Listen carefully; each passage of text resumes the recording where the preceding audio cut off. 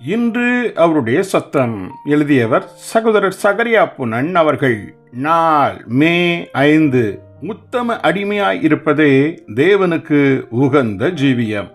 ஓர் அடிமை தான் நினைத்ததையெல்லாம் செய்யும்படி அங்குமங்கும் போய்விட மாட்டான். அதற்கு பதிலாக தங்கள் எஜமானிடம் வந்து, எஜமானே, நான் என்ன செய்ய வேண்டுமென்று நீர் என்ன விரும்புகிறீர் என்றே கேட்டு நிற்பான். எஜமான் சொன்னதை அப்படியே செய்து விடுவான்.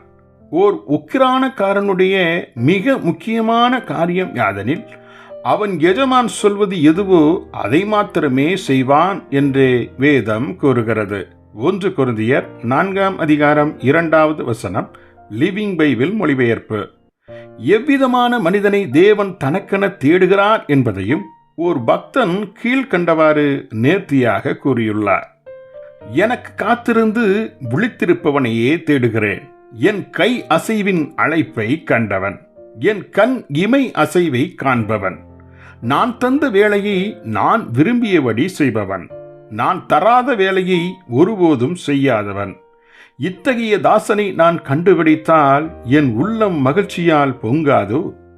அவ்விதமே தன் எஜமானின் மனதை கற்றறிந்து அவர் சித்தம் அனைத்தும் செய்திட இப்பாரினில் மனிதர் யாருண்டு? ஒரு சமயம் ஆண்டவர் ஒரு மனிதனை தேடினேன் என கூறினார். ஆனால் ஒருவரையும் காணேன் என்றே அந்த வசனம் சோகமாய் முடிந்தது. எசேக்கியேல் 22:30. ஆம், இன்றும் தேவன் இந்த அன்பின் அடிமைகளையே தேடி கொண்டிருக்கிறார். ஆனால் வெகு சொற்பமானவர்களையே அவரால் காண முடிகிறது. ஜெபிப்போமா.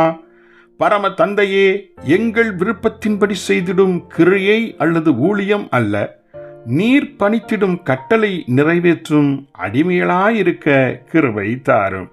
இயேசுவின் நாமத்தில் ஆமென்.